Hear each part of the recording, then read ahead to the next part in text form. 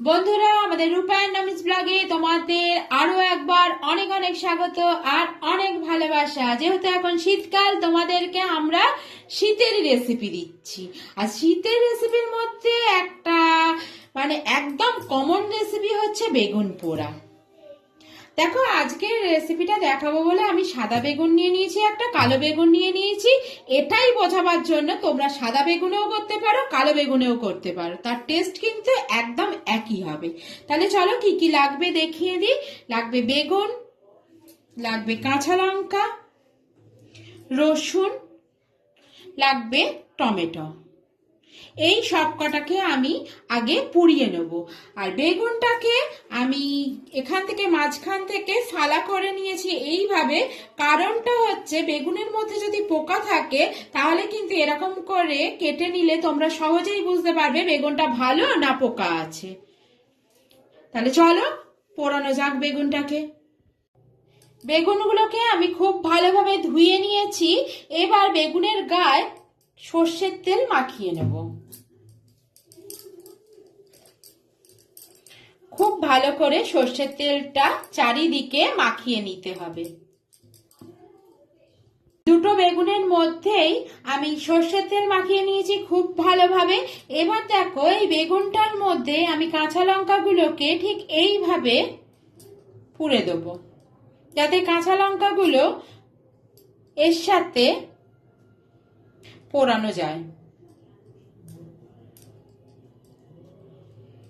তোমরা চাইলে কাঁচা লঙ্কা আর রসুনটাকে কিন্তু আলাদাভাবে শিক দিয়ে এর মধ্যে ঢুকিয়ে নিয়ে, শিকের মধ্যে ঢুকিয়ে নিয়েও কিন্তু পুড়িয়ে নিতে পারো। যেভাবে সুবিধে হয় সেভাবেই কিন্তু করে নিতে পারো।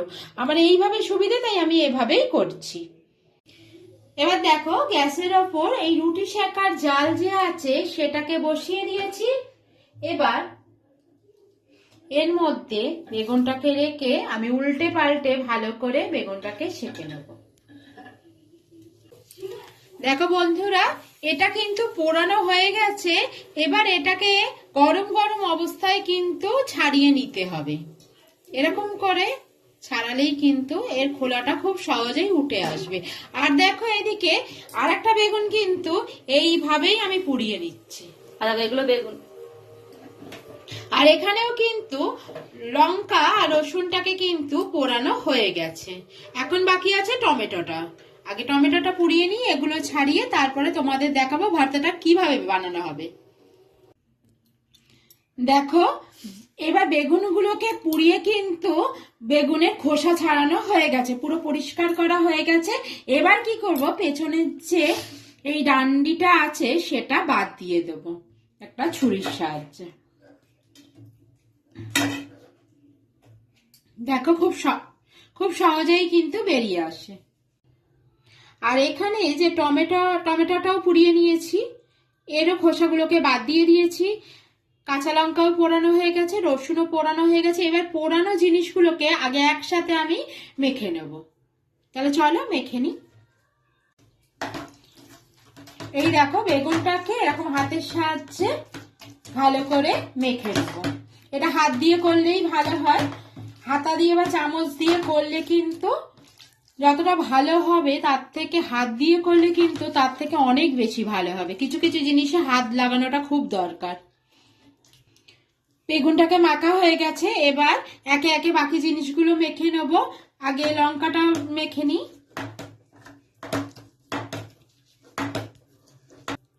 এরপরে মেখে নেব রসুনটাকে। একটু হাত দিয়ে চিপলেই কিন্তু খুব সহজেই এটা মাখা হয়ে যায়, কারণ এগুলো তো পোড়ানো, তাই নরম হয়ে গেছে। এবার মেখে নেব টমেটোটাকে।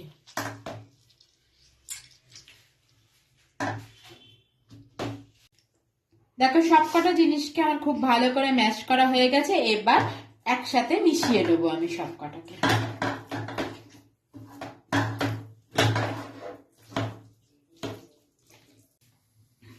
আমি একটা কড়া বসিয়ে দিয়েছি। এবার কড়ার মধ্যে দিয়ে দেবো সর্ষের তেল।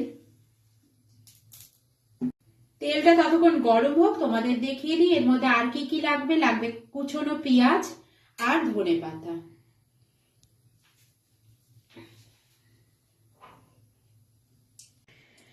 তেলটা এখানে গরম হয়ে গেছে। এবার আমি যে পেঁয়াজটা কুচিয়ে রেখেছিলাম, আমি 4খানা ছোট সাইজের পেঁয়াজকে কুচিয়েছিলাম, তার থেকে 2খানা পেঁয়াজকে আমি এর মধ্যে একটু ফ্রাই করে নেবো খুব হালকা করে। আর বাকি 2খানা কুচনো পেঁয়াজ আমি রেখে দেবো, সেটা পরে ব্যবহার করব।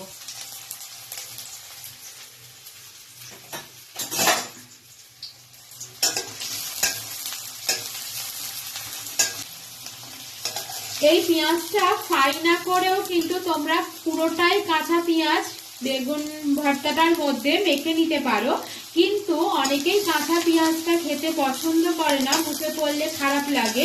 তার জন্য মানে যারা পছন্দ করে না তাদের জন্য কিন্তু এরকম হালকা করে যদি ফ্রাই করে নেওয়া হয় পেঁয়াজটা, তাহলে পেঁয়াজের একটা সুন্দর গন্ধও থাকে আর বেগুন ভর্তাটা খেতে ভালোই লাগে। আর যারা কাঁচা পেঁয়াজ পছন্দ করো তারা কিন্তু শুধু কাঁচা পেঁয়াজ দিয়েই এই বেগুন ভর্তাটাকে মেখে নিতে পারো।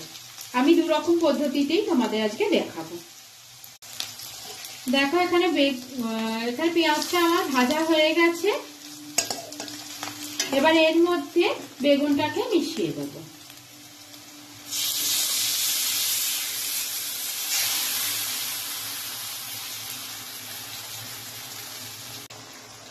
দিয়ে দেবো স্বাদ মতো নুন,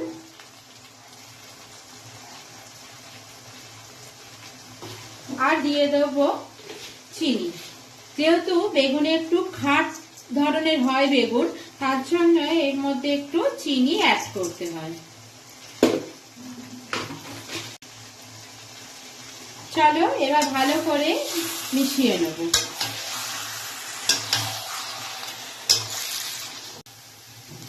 এবার ওপর থেকে দিয়ে দেবো কুচনো ধনেপাতা, দিয়ে আবার একটু নাড়াচাড়া করে গ্যাস অফ করে দেবো। সব জিনিসগুলো আমার মেশানো হয়ে গেছে, আমার বেগুন ভর্তা কিন্তু একদম রেডি। এবার আমি গ্যাস অফ করে দেবো।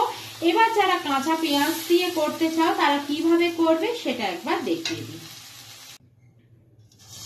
আমি কাঁচা পেঁয়াজ নিয়ে নিয়েছি, কাঁচা পেঁয়াজের মধ্যে একটু নুন মিশিয়ে নেব।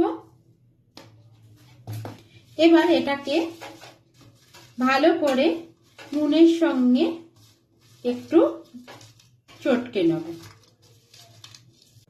এবার এর মধ্যে দিয়ে দেবো কিছুটা কাঁচা সর্ষের তেল।